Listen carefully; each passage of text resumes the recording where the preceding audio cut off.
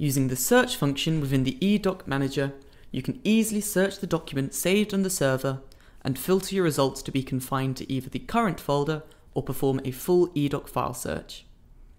Note that you can search based on aspects such as the document name, user-added keywords, or the text content of documents such as searchable PDFs using optical character recognition, as in this case where we search for the word guide included within the document's text content.